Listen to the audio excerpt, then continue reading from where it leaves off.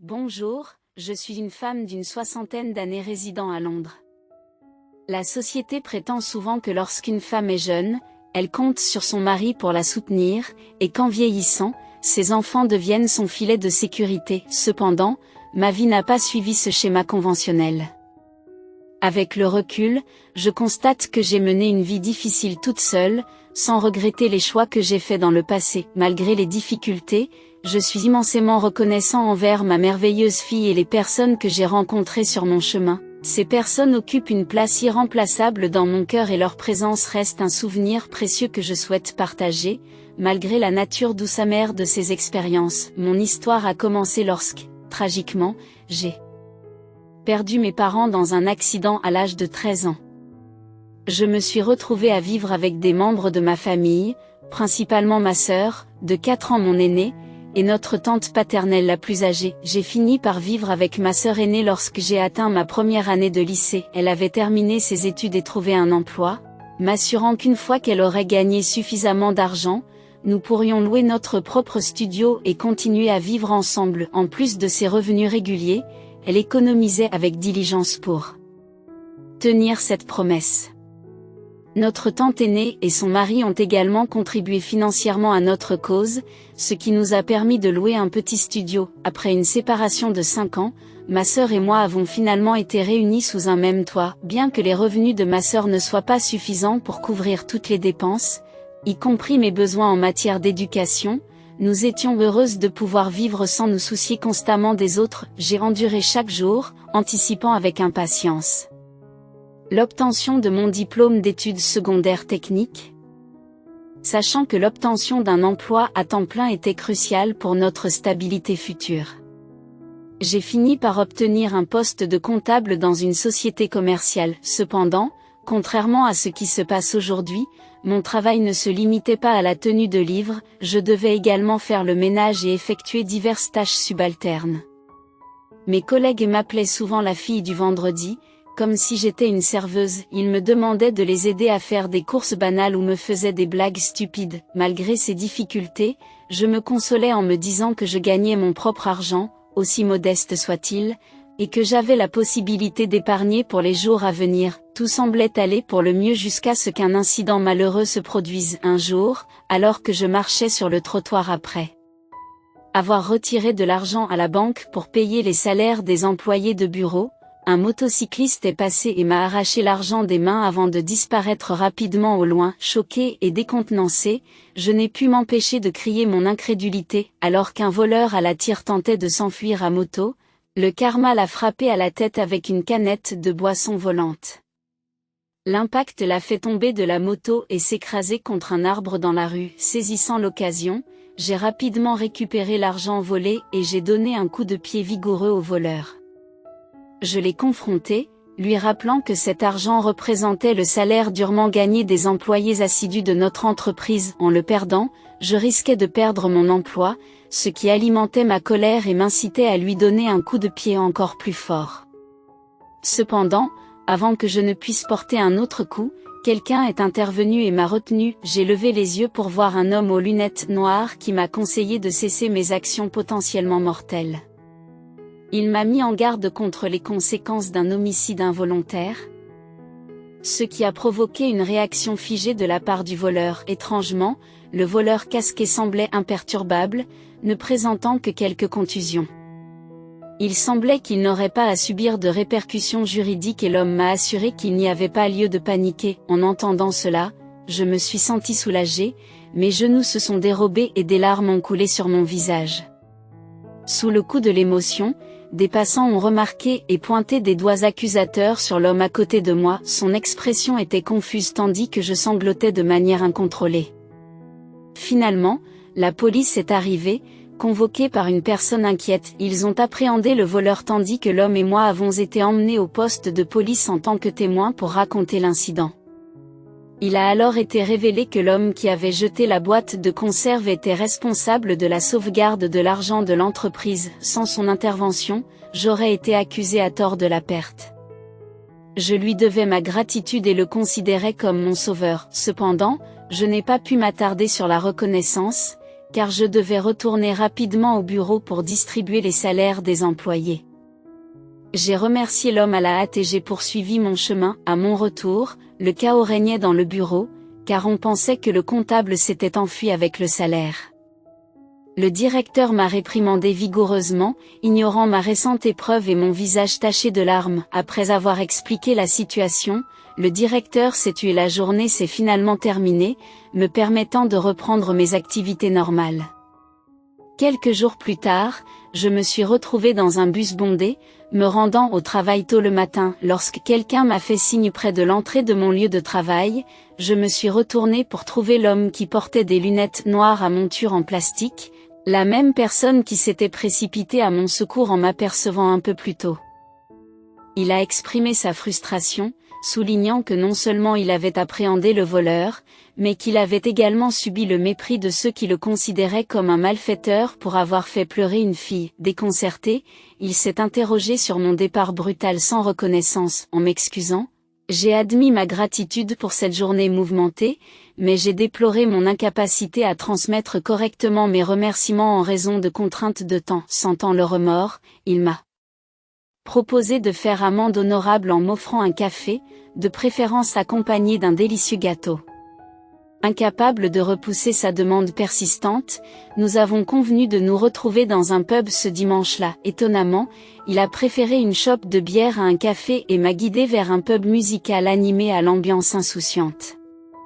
Les clients, pour la plupart des collégiens et des jeunes, se délectaient de la musique, chantant sur des airs populaires. Alors que nous nous installions, il s'est présenté comme étudiant en médecine à l'Imperial College, avouant que ce n'était pas la voie qu'il préférait, mais celle dans laquelle il s'est retrouvé. Il nous a fait part de son penchant pour les livres et la musique, attribuant son amour pour le pub à son atmosphère insouciante. Malgré ses efforts, j'ai eu du mal à m'immerger dans cette ambiance décontractée. Je me sentais aussi mal à l'aise que si je portais des vêtements mal ajustés, peut-être exacerbés par le goût inconnu de ma première bière ou par l'envie de la jeunesse insouciante de ceux dont les parents sont aisés. Ma frustration a explosé et je n'ai pas pu m'empêcher de l'affronter sans ménagement. Je l'ai accusé de mettre en avant le plaisir privilégié des étudiants riches, un luxe que je ne pouvais pas me permettre. Diplômé d'un lycée technique, j'ai vécu sans le soutien de mes parents, luttant quotidiennement pour joindre les deux bouts. Le coût de la bière qu'il consommait avec désinvolture équivalait à mon budget d'épicerie hebdomadaire. Ne connaissant pas les Beatles et Bob Dylan, je l'ai encouragé à ne pas faire étalage de ses références culturelles devant moi ou ses amis. Pour tenter de le remercier d'avoir appréhendé le voleur, je lui ai proposé de couvrir les frais de nos boissons. Cependant, ma frustration a atteint son paroxysme, ce qui m'a poussé à quitter brusquement le pub, en donnant un coup de pied dans la porte derrière moi. Dehors, la pluie tombait à verse et les fidèles se répandaient dans les rues. Au milieu de la foule, quelqu'un m'a saisi par les épaules et a interrompu ma marche en larmes. C'était l'homme aux lunettes à monture noire. Il haletait lourdement, ayant sprinté pour rattraper Marie. Je m'excuse si mes actions vous ont mis mal à l'aise. Mon intention était de vous faire vivre une journée de joie comme n'importe qui d'autre. J'ai appris votre situation par la police et cela m'a fait réfléchir sur ma propre vie. J'ai eu honte de ne pas apprécier les privilèges que j'avais, n'ayant jamais eu à lutter pour gagner ma vie. J'ai voulu partager un cadeau avec vous en signe de gratitude. Vous avez travaillé dur et je veux que vous sachiez qu'il n'y a rien de mal à profiter d'une journée pour soi. Acceptez cet argent, il vous est destiné. Je comprends que vous hésitiez à recevoir de l'argent, mais c'est vraiment un cadeau que je vous offre. Je m'excuse pour tout comportement présomptueux aujourd'hui, j'étais aux prises avec des regrets dès le moment où j'ai quitté le pub. Je me suis sentie petite pour ne pas avoir accepté la gentillesse avec bienveillance. Lorsque vous m'avez suivi pour vous excuser, je n'ai même pas pu lever le visage. À ce moment délicat, nos estomacs ont tous deux grogné, rompant la tension. Nous avons ri ensemble et, au lieu d'utiliser l'argent pour acheter un café, nous avons décidé de nous laisser tenter par une soupe au poulet. Alors, restons en là. Au revoir. Je l'ai laissé me guider et nous avons trouvé un petit restaurant niché dans une ruelle qui servait une délicieuse soupe de poulet. Tout en savourant la soupe chaude, nous avons parlé peu, Mais nous avons ressenti un lien, c'était un endroit que j'avais déjà visité avec ma sœur et, pour une raison ou une autre, il était encore meilleur ce jour-là. Peut-être était-ce la pluie froide ou la compagnie. Après avoir rempli nos estomacs de chaleur, nous avons réalisé que nous étions devenus un couple. Ma sœur était à la fois ravie et inquiète lorsqu'elle a appris que mon petit ami était un étudiant. Ces inquiétudes provenaient de la crainte d'un préjudice potentiel et de l'écart perçu entre nos origines familiales. J'ai partagé ces inquiétudes, reconnaissant que j'étais moi aussi inquiète pour des raisons similaires. Cependant, j'ai rapidement découvert que les parents de mon petit ami ne ressemblaient pas aux personnages stéréotypés décrits dans les drames ou les films. Ils se sont montrés aimables et chaleureux, exprimant leur fierté à notre égard. Ils nous ont assuré que si nos parents étaient encore en vie, ils seraient également fiers de nous. Ils nous ont apporté leur soutien et ont insisté pour que nous les considérions comme notre famille. Ils ont même exprimé le désir d'adopter Marie comme leur fille, aux grandes dames de la mère de mon petit ami. Si je ne procède pas, l'union avec Marie sera impossible. Elle est destinée à être ta belle-fille, mon fils. Mes hésitations ont-elles entravé vos projets matrimoniaux? Ce que je souligne, c'est l'urgence de notre mariage. Il est impératif que Marie devienne ma belle-fille, un peu comme une fille chérie, compte tenu de nos 2 années de fréquentation. Alors que la certitude enveloppait notre union imminente, mon compagnon s'est engagé dans le service militaire pour une formation médicale avancée. Alors qu'il était encore étudiant en médecine, il avait la possibilité de reporter son départ, mais il croyait qu'il fallait saisir l'occasion d'apprendre le plus tôt possible. Pourtant, à mesure que le service militaire approchait, l'appréhension s'est installée. « Marie, tu m'attendras, n'est-ce pas ?» demande-t-il. Un avertissement subtil persiste, suggérant des conséquences désastreuses si elle revient sur sa décision. L'inquiétude paternelle le dépeint comme un enfant vulnérable, attachant dans sa peur de me perdre. Ce n'est que 3 ans, ce n'est pas un voyage vers la mort. Tu ne peux pas supporter l'attente, je l'ai rassuré. Ma fermeté n'a vacillé que lorsqu'il est parti pour la base militaire. La confiance a volé en éclats et les larmes ont coulé. Ce n'était pas un adieu à ne plus jamais le revoir, mais plutôt le début d'un chagrin d'amour, le prélude d'une tragédie. 15 jours après le début de son service, un appel au travail a brisé la routine. C'était le père de mon petit ami, porteur d'une nouvelle bouleversante. L'entraînement au camp d'entraînement lui avait infligé une blessure. En nous précipitant à l'hôpital militaire avec ses parents, nous avons appris qu'il était tombé sur un clou, ce qui a d'abord été perçu comme une blessure à la jambe. À l'arrivée, la triste réalité s'est imposée, il luttait pour respirer, incapable de survivre sans aide. Son père a demandé des nouvelles, et sa mère, confrontée à son fils mourant, ne pouvait que pleurer. Impuissante, j'ai regardé mon petit ami se contenter d'un sourire pour nous protéger de l'inquiétude. Le monde s'écroulait, le père est revenu avec des nouvelles dévastatrices. Un clou rouillé s'était enfoncé dans sa jambe, faute d'avoir été traité à temps, ce qui avait entraîné le tétanos et un empoisonnement du sang. Sa survie semblait improbable, sa mère s'est effondrée, et moi aussi j'ai chancelé sous le poids du choc. Pourtant, mon angoisse pâlissait à côté de celle de ses parents. Sur le point de perdre leur fils unique. À ce moment-là, je suis restée debout, confronté à l'énormité de la tragédie qui s'annonçait. Cette nuit-là, alors que nous étions au chevet de mon petit ami, j'ai retenu des larmes silencieuses, assistant aux derniers instants avant qu'il ne rende son dernier souffle. Dans le calme de l'aube, il m'a confié la garde de ses parents avant de s'éteindre, marquant un adieu poignant à mon premier amour. Pendant les funérailles qui ont suivi, je suis restée un pilier de soutien pour ses parents en deuil pendant 2 mois. Sa mère, dans un moment de sincérité, s'est adressée à moi comme si j'étais sa propre fille. « Marie, commença-t-elle, tu es comme la nôtre, s'il vous plaît, écoutez mes paroles. Il est temps pour toi de t'éloigner de John et de trouver un homme bon qui te chérira. Tu nous rends rarement visite. Comprenez-le de sa part, nous devons te faire nos adieux, en t'invitant à vivre une vie épanouie aux côtés de ta sœur. C'est le cœur lourd que j'ai fait mes adieux non seulement à mon petit ami, mais aussi à ses parents. De retour dans ma vie après ces 2 mois, j'ai été confrontée à l'amertume inconnue d'une existence sans amour sans John. La douleur était si vive que j'envisageais de le suivre dans l'abîme chaque fois que le désespoir m'envahissait. Ma sœur, source constante de soutien, alternait les consolations, les réprimandes et même les gifles pour me ramener à la réalité, même si ce n'était que passager. Cependant, une lueur d'espoir est apparue sous la forme d'une révélation inattendue, j'étais enceinte. J'ai pris conscience de la situation lorsque l'odeur du bacon en train de cuire m'a donné la nausée. La propriétaire, observant mon état, a fait remarquer que les autres pourraient me prendre pour une femme enceinte. J'ai alors compris que la nuit précédant le départ de mon petit ami pour le service, nous avions partagé un moment d'intimité, choqué et déconcerté. J'ai gardé la nouvelle pour moi pendant quelques jours avant de me confier à ma sœur. Guidée par ma sœur, j'ai demandé une confirmation médicale et j'ai découvert que j'étais effectivement enceinte de 4 mois.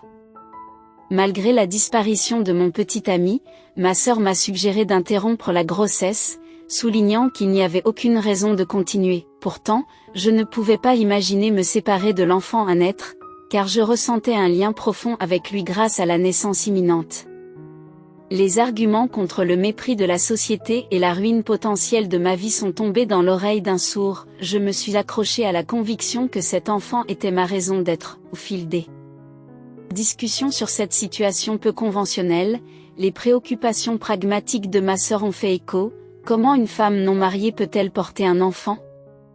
La société se moquera de toi parce que tu as fréquenté des hommes et que tu es tombée enceinte. Es-tu prête à sacrifier ton avenir pour un amour qui est déjà parti, Marie ? S'il te plaît, considère mes paroles pour une fois. À un moment crucial, l'introspection est devenue nécessaire dans ma vie. Malgré l'opposition farouche de ma sœur, j'ai choisi d'embrasser la maternité. J'ai caché ma grossesse au travail jusqu'au 7e mois, quand je n'ai plus pu la cacher, ce qui m'a poussée à démissionner. Je me suis lancée dans des tâches que je pouvais gérer à la maison, comme assembler des enveloppes, emballer des chaussettes et fabriquer des poupées. Finalement, ma sœur, qui avait d'abord désapprouvé ma décision, a cédé et m'a soutenue. Consciente de notre existence commune et des répercussions de l'abandon de cette vie, elle m'a soutenue, reconnaissant la gravité de la situation. Au fur et à mesure de la grossesse, la décision d'élever cette vie ensemble est devenue évidente. Nous avons déjà fait face à des défis, pourquoi cela serait-il différent? Adopter une attitude positive est devenu crucial. Ma sœur a assumé le rôle de chef de famille, un exploit remarquable pour une femme non mariée. Quelques mois plus tard, j'ai accueilli une fille bien aimée dans le monde, une personne pour laquelle je sacrifierais n'importe quoi. D'autres femmes enceintes ont pu compter sur le soutien de leur mère, mais ma sœur, qui avait pris un congé, a assumé ce rôle pour moi. Elle a cuisiné sans relâche, a insisté pour s'occuper des tâches ménagères, comme le lavage des couches, et a mobilisé les voisins pour qu'ils aident à la garde de l'enfant. Ainsi, ma fille s'est épanouie au sein d'une communauté de mères attentionnées. Alors que ma fille entrait à l'école maternelle, ma sœur a trouvé l'amour et le mariage.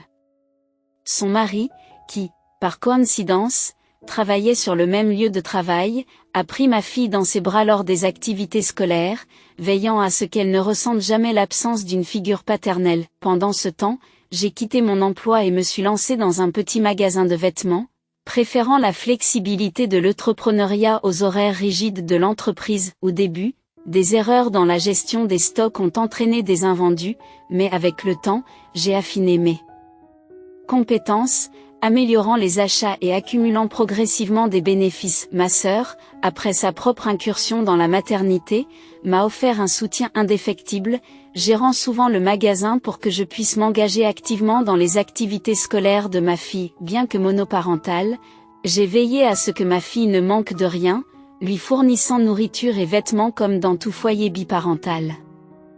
Malheureusement, le récit reste incomplet. À l'improviste, ma fille a pris la décision de s'inscrire à l'université, exprimant son désir de se spécialiser dans les soins infirmiers.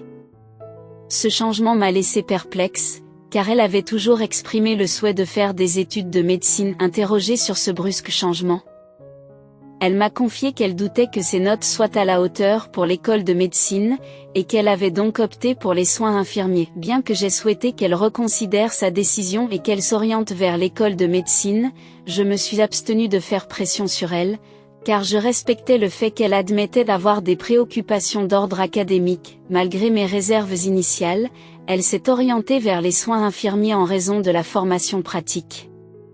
Sur le terrain et du programme d'études exigeant, la transition a eu des répercussions sur son bien-être physique, comme en témoigne la perte de poids considérable qu'elle a subie après son entrée à l'université. Pourtant, elle a semblé s'adapter sans problème, sans jamais se plaindre des difficultés rencontrées. Il semble que la passion des soins infirmiers coule dans ses veines, comme dans celle de son père. Après avoir terminé ses études d'infirmière, elle a obtenu un poste dans un grand hôpital, s'immergeant dans une charge de travail exigeante au cours de sa première année. Cela nous empêchait de partager nos repas, et je ne pouvais m'empêcher de m'inquiéter d'éventuels abus sur le lieu de travail. Compte tenu des nombreux scandales impliquant des infirmières, de manière rassurante, ma fille a écarté ses inquiétudes, citant un directeur d'hôpital bienveillant et des avantages sociaux supérieurs. Au fil des ans, des questions sur les perspectives matrimoniales de ma fille sont apparues, alimentée par la superstition selon laquelle 28 ans était un âge peu propice pour rester célibataire. Cependant, ma fille a résisté à ces pressions, exprimant sa réticence à s'installer comme mon unique enfant. Tout en chérissant l'idée d'une compagnie éternelle avec elle, j'ai reconnu l'importance de son bonheur et je l'ai soutenue dans sa recherche d'un partenaire de vie. Pour l'encourager à s'ouvrir à l'idée du mariage, je lui ai rendu visite à l'hôpital et j'ai abordé le sujet au cours du déjeuner. En entrant sur son lieu de travail, je suis tombée par hasard sur un échange léger entre elle et un homme portant une blouse de médecin. Il semblait exceptionnellement proche et ma fille, me remarquant, s'est empressée de s'éloigner de lui. L'homme surpris, réalisant ma présence, s'est rapidement excusé, semblant éviter notre rencontre. Une fois la gêne dissipée, ma fille m'a révélé la vérité. J'avais découvert par inadvertance sa relation de 2 ans avec l'homme en question, un résident de 2 ans son aîné dans le même hôpital. Malgré cette révélation inattendue, je me suis surprise à l'apprécier dès que je l'ai rencontré. Avec l'accord de ma fille, il a été prévu qu'ils viennent chez nous pendant le week-end, ce qui a ouvert un nouveau chapitre dans leur relation. Ayant déjà discuté de l'idée de se marier et progressé dans les préparatifs du mariage, ma fille a accepté avec enthousiasme de rencontrer mon futur gendre à son arrivée. Pour préparer son arrivée, ma sœur et moi sommes allés faire des courses tôt le matin afin de nous assurer que nous avions suffisamment de nourriture. Mon beau-frère a exprimé le souhait de rencontrer le petit ami de ma fille et voulait venir après le travail, mais je l'en ai empêché. Je voulais d'abord le rencontrer personnellement. Finalement, il est arrivé. Il était impressionnant dans sa blouse de médecin, mais tout aussi séduisant en costume. Il s'est excusé de ne pas m'avoir salué à l'hôpital, mais je l'ai rassuré en lui disant que ce n'était pas un problème. L'important était qu'il soit là maintenant. Je n'avais aucune attente, si ce n'est qu'il prenne soin de ma fille et qu'il l'aime. Je lui ai dit que j'étais submergée d'émotions en repensant à toutes les années que j'avais passées à l'élever. J'ai fait de mon mieux pour ne pas pleurer, mais je n'ai pas pu m'en empêcher, et ma fille m'a grondé pour cela. Mon futur gendre m'a promis de ne jamais faire pleurer ma fille et m'a appelé sa belle-mère, ce qui m'a fait fondre en larmes une fois de plus. Ma fille s'est alors amusée à me taquiner sur mes pleurs et nous avons tous ri ensemble dans une atmosphère joyeuse. Après le repas, mon futur gendre m'a dit au revoir et est parti. J'ai dit à ma fille combien je l'aimais, mais elle a pris un air inquiet et m'a dit « Mais ses parents sont très exigeants. Je suis inquiète parce que c'est leur seul fils et qu'ils attendent beaucoup de lui. De plus, comme il est médecin, il s'inquiète peut-être des dépenses liées au mariage. » Je l'ai rassuré et lui ai promis que je veillerais à ce que le mariage soit de grande qualité, même si je devais contracter un prêt. Confiante, je me suis demandé quels préparatifs je devais faire pour avoir un médecin comme gendre. Comme prévu, ma fille m'a informé que la mère de son petit ami lui avait rendu visite à l'hôpital et lui avait fait une scène, lui criant dessus parce qu'elle voulait épouser son fils, qui se trouvait être médecin. Elle a exigé de ma fille qu'elle mette immédiatement fin à leur relation. Les larmes aux yeux, ma fille a raconté ce qui s'était passé à l'hôpital, s'en voulant et disant maman, tout est de ma faute. J'aurais dû faire des études de médecine, je n'aurais pas dû abandonner à cause des frais de scolarité élevés. Si je ne l'avais pas fait, je n'aurais peut-être pas été traitée de cette façon. Je ne savais pas qu'elle avait renoncé à l'école de médecine pour des raisons financières. Ce fut un jour terrible lorsque j'ai réalisé que mes enfants n'étaient pas aussi brillants que je l'avais espéré. L'idée qu'ils ne pourraient pas faire d'études de médecine me pesait lourdement, je me reprochais leur supposé manque d'intelligence. Quelques jours plus tard, une visiteuse inattendue est apparue dans mon humble magasin. Elle s'est présentée comme étant la mère de Matthew, la future belle-mère. Elle semblait examiner le magasin avec dédain, comme si elle était un agent de recouvrement. D'un ton désapprobateur, elle a mis en doute ma capacité à offrir un grand mariage à sa fille. Je lui ai assuré que je ferais de mon mieux pour répondre à ses attentes, mais elle n'a pas semblé impressionnée. Elle a mentionné que le beau-frère de Sandra était haut placé dans la banque, insinuant que ces relations pourraient être utiles. Je ne voyais pas le rapport avec le mariage de ma fille, mais avant que je puisse m'informer davantage, elle est partie brusquement, promettant de réfléchir à la question puisque le couple voulait se marier. Sa réticence à approuver le mariage pesait lourdement sur mon esprit. Peu de temps après, ma sœur m'a appelé pour m'informer que la future belle-mère avait contacté mon beau-frère à la banque. Il s'est avéré qu'elle était prête à approuver le mariage s'il lui accordait un prêt substantiel. Malheureusement, sa cote de crédit était mauvaise et les garanties qu'elle offrait étaient insuffisantes, ce qui rendait difficile l'approbation du prêt. Elle a ensuite audacieusement suggéré à mon beau-frère d'user de son influence pour aider son futur neveu, qui était médecin. J'ai eu profondément honte lorsque j'ai appris cette conversation par ma sœur. J'ai immédiatement contacté mon beau-frère pour m'excuser, mais il s'est dit préoccupé par le bien-être de ma fille. Il a admis qu'il voulait l'aider, mais que les conditions et les garanties étaient tout simplement trop défavorables. Cette tournure des événements a renforcé mes inquiétudes, car je craignais que la future belle-mère ne cherche à se venger de Sandra pour l'échec de l'approbation du prêt. Je ne pouvais pas lui permettre de nuire à ma fille. J'ai appelé d'urgence ma fille pour m'assurer que sa future belle-mère ne s'était pas rendue à l'hôpital. À ma grande horreur, j'ai entendu la voix dure de la femme au téléphone. Cela m'a rendue folle et je me suis précipitée à l'hôpital où travaillait ma fille. Cependant, la scène qui m'attendait était différente de ce à quoi je m'attendais. La dame impitoyable se tenait devant ma fille, tremblante et la tête baissée. En m'approchant d'elle, j'ai remarqué qu'un homme âgé se trouvait à côté d'elle. Un couple de personnes âgées, aux cheveux argentés, se tenait aux côtés de ma fille. Malgré les excuses de la future belle-mère de ma fille, le couple de personnes âgées l'a réprimandé, affirmant que le fait d'avoir un fils médecin donne droit à des privilèges particuliers. Ils ont insisté sur le fait que si elle avait l'intention d'exploiter les compétences médicales de son fils à des fins lucratives, elle devrait rapidement quitter l'hôpital. Selon eux, l'hôpital n'avait pas besoin d'un tel médecin et ce fait devait être clair comme de l'eau de roche. Ils ont menacé de faire intervenir la police et de porter plainte en cas d'inconduite envers le personnel de l'hôpital.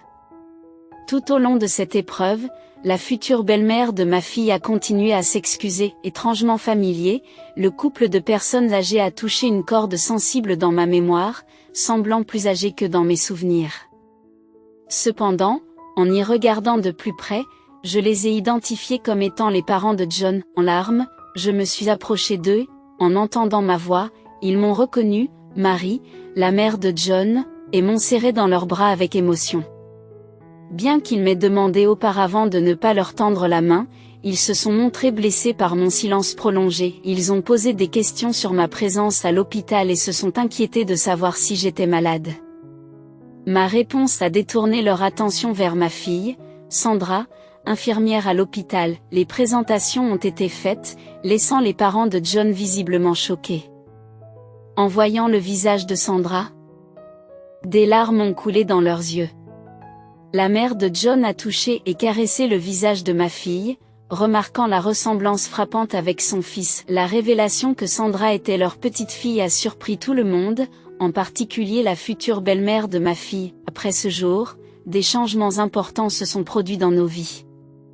L'acte de naissance de ma fille a été modifié pour inclure le nom de son père, et mes parents sont devenus des piliers inébranlables de soutien. Le souhait de longue date de ma mère de nous voir vivre ensemble s'est enfin réalisé. Malgré les nombreuses années qui s'étaient écoulées, notre famille s'est enfin soudée, ce qui nous a permis de chérir le temps qui nous restait avec amour et affection. En réfléchissant à cet événement transformateur, plus d'une décennie s'est écoulée, mais l'impact de cette rencontre avec mes beaux-parents reste gravé dans nos cœurs.